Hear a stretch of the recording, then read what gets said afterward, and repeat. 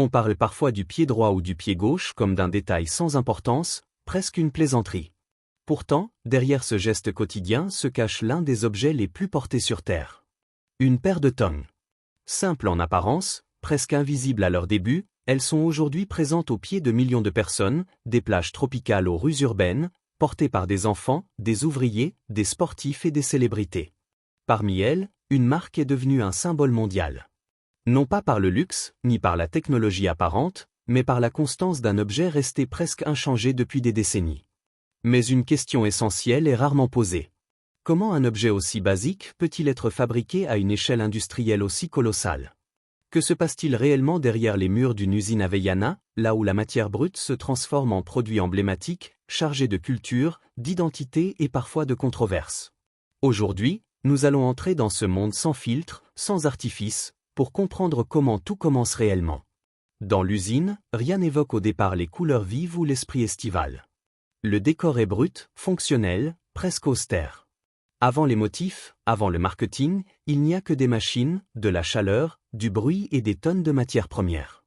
Des camions arrivent en continu, déversant leur cargaison de caoutchouc et de composants chimiques soigneusement sélectionnés. Chaque lot est analysé dès son arrivée. À cette échelle, la moindre variation peut avoir des conséquences majeures. Une erreur de formulation, même infime, peut transformer une tonne confortable en un produit fragile, glissant ou inutilisable. Le caoutchouc utilisé ici n'est pas ordinaire. Il est enrichi d'additifs précis destinés à contrôler la souplesse, améliorer la résistance à la chaleur, prolonger la durée de vie et garantir une adhérence constante sur différents types de sols. Un détail souvent ignoré attire pourtant l'attention. L'odeur caractéristique des tonnes neuves. Elle n'est pas le fruit du hasard. Elle provient directement de cette combinaison chimique spécifique, devenue presque une signature sensorielle. Tous ces éléments sont ensuite dirigés vers d'immenses mélangeurs industriels. Ces machines, hautes comme des immeubles, fonctionnent comme des cuisines géantes. À l'intérieur, chaque ingrédient est incorporé selon une recette stricte, définie à la seconde et au gramme près. Ici, l'improvisation n'existe pas. Chaque cycle est surveillé, contrôlé, enregistré. Une mauvaise homogénéisation peut condamner des milliers de paires avant même qu'elles ne prennent forme. Le mélange chauffe progressivement jusqu'à atteindre une texture précise, ni trop fluide, ni trop dense. À ce stade, la matière est encore informe, mais son comportement futur est déjà déterminé. Une fois la consistance idéale atteinte, le caoutchouc thermoplastique est transféré vers les machines d'injection. C'est à ce moment précis que le rythme de l'usine change. Le processus s'accélère. Les cadences augmentent. La production entre dans sa phase la plus visible. Le caoutchouc chauffé est injecté sous pression dans des moules en acier d'une précision extrême. Ces moules définissent la forme exacte de la semelle, son épaisseur, ses contours et surtout son relief. Ce relief, que beaucoup perçoivent comme un simple motif décoratif, joue en réalité un rôle fondamental. Il influence directement l'adhérence sur les surfaces humides, la stabilité du pied et la sensation de confort lors de la marche. Chaque détail est pensé pour répondre à un usage réel. Une fois injectée, la matière doit refroidir. Commence alors une phase moins spectaculaire mais cruciale. Les moules sont parcourus par de l'eau froide pendant plusieurs minutes. Chaque cycle peut dépasser 3 minutes. Cela peut sembler court, mais à l'échelle industrielle, ces minutes déterminent la capacité de production quotidienne. Trop rapide, la semelle se déforme. Trop lent, la cadence chute. Lorsque la matière se solidifie, la semelle naît réellement. Elle est encore chaude, légèrement souple et étonnamment fragile. Elle doit immédiatement être transférée vers l'étape suivante, sans interruption. Les semelles fraîchement moulées sont ensuite dirigées vers des presses hydrauliques massives. Ces machines fonctionnent comme des découpeuses industrielles, extrayant chaque pièce avec une précision mécanique implacable. Les trous destinés aux brides sont perforés automatiquement. L'épaisseur standard ne dépasse souvent que quelques millimètres, mais de subtiles variations peuvent transformer l'expérience de marche. Une semelle trop rigide fatigue le pied. Trop souple, elle s'use rapidement. Certaines usines conservent plusieurs variantes de semelles, adaptées au marché de destination.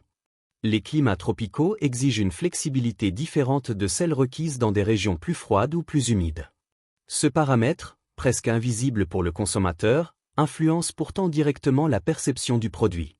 Une fois découpées, les semelles sont triées, inspectées et stockées temporairement. Elles sont encore anonymes, sans couleur, sans identité visuelle. À ce stade, elles ne sont qu'un support fonctionnel. La transformation visuelle commence ensuite. C'est ici que la tongue cesse d'être un simple objet utilitaire pour devenir un produit reconnaissable. Les motifs sont appliqués grâce à la sérigraphie industrielle. Contrairement à ce que l'on imagine, une grande partie de ce travail reste manuel. Chaque couleur nécessite son propre écran, préparé comme un immense pochoir. Les semelles passent sur des plateaux rotatifs pendant que la peinture est déposée avec précision. L'ordre des couleurs est essentiel. Certaines encres doivent sécher partiellement avant de recevoir la couche suivante. Une erreur de quelques secondes peut suffire à flouter un motif ou à altérer sa netteté. Malgré la présence de machines, l'œil humain reste irremplaçable. Des opérateurs expérimentés surveillent chaque étape, ajustant les paramètres en temps réel. Chaque marché a ses préférences chromatiques. Certaines couleurs sont réservées à des régions spécifiques, d'autres à des périodes de l'année. La production s'adapte en permanence. Pendant que les semelles prennent leur apparence finale, une autre partie essentielle de la tonne est fabriquée ailleurs dans l'usine. Les brides. Elles semblent simples, presque insignifiantes, mais elles subissent en réalité les contraintes les plus importantes lors de l'utilisation. Elles sont découpées dans des matériaux spécifiques, moulées, puis soumises à des tests rigoureux. La bride qui passe entre les orteils doit être suffisamment résistante pour ne pas céder, tout en restant souple pour éviter toute blessure. Certaines machines de test étirent ces brides des milliers de fois en quelques minutes, simulant des années d'usure. Seules celles qui résistent à ces épreuves sont autorisées à poursuivre le processus. À ce stade, tous les éléments sont prêts, séparément. La tonne n'existe pas encore réellement. Elle attend son moment le plus décisif.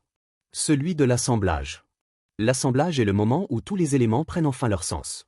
C'est aussi l'une des étapes les plus délicates de toute la chaîne de production. À ce stade, la semelle est colorée, texturée, inspectée. Les brides ont été testées, étirées, validées. Pourtant, rien n'est encore acquis. Une erreur humaine, un mauvais angle, une tension mal ajustée, et des minutes de travail sont perdues. Dans cette zone de l'usine, le bruit change. Les machines sont toujours présentes, mais le geste humain redevient central. Les opérateurs insèrent chaque bride manuellement dans les trous prévus à cet effet. Cela peut sembler simple, mais la précision est essentielle.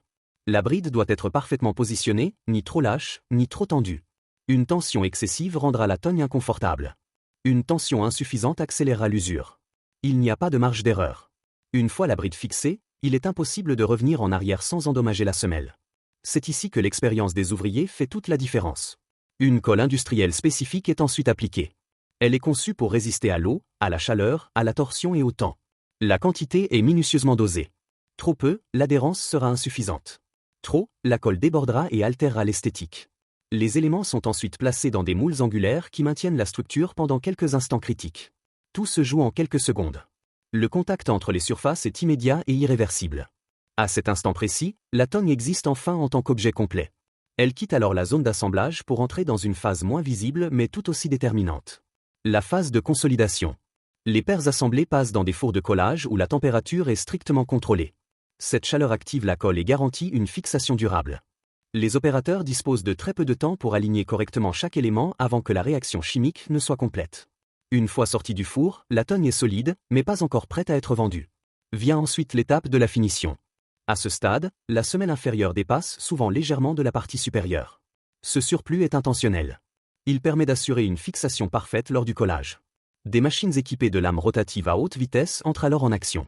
Elles éliminent l'excédent avec une précision remarquable, sculptant des bords nets et réguliers. Dans certaines gammes, un ponçage manuel est ajouté. Ce travail, discret mais essentiel, garantit un toucher homogène et un confort optimal. Les imperfections invisibles à l'œil nu peuvent pourtant être ressenties au pied. Chaque détail compte. Chaque tonne est manipulée, retournée, examinée sous différents angles. Rien n'est laissé au hasard. Après la finition vient le contrôle qualité. Contrairement à ce que l'on imagine, il ne s'agit pas seulement d'un simple coup d'œil. Les paires sont soumises à une série de vérifications. Alignement des brides, symétrie, solidité de l'assemblage, homogénéité des couleurs. Certaines tonnes présentent de légères variations visuelles. À cette échelle, une perfection absolue serait irréaliste. Beaucoup de ces variations sont considérées comme acceptables et n'affectent en rien l'usage final. D'autres, en revanche, sont immédiatement écartées.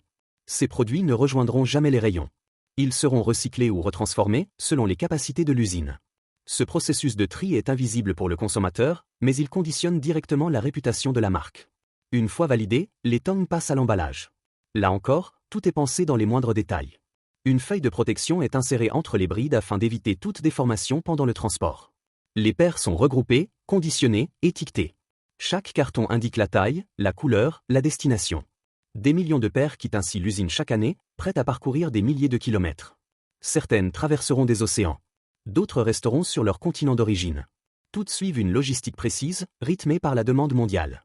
Ce qui fut autrefois une simple chaussure de plage est devenu un produit global, standardisé mais adaptable, simple mais extrêmement contrôlé.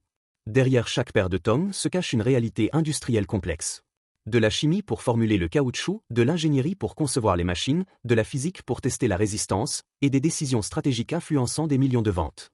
Chaque choix, même invisible, a un impact. La forme de la semelle, son épaisseur, sa texture, la souplesse des brides, tout est le résultat d'années d'ajustement et d'observation. Les controverses et les débats attirent souvent l'attention du public, mais la véritable histoire se joue ici, loin des projecteurs, au cœur des usines. C'est dans ce rythme constant, presque mécanique, que naît un produit devenu familier à des générations entières.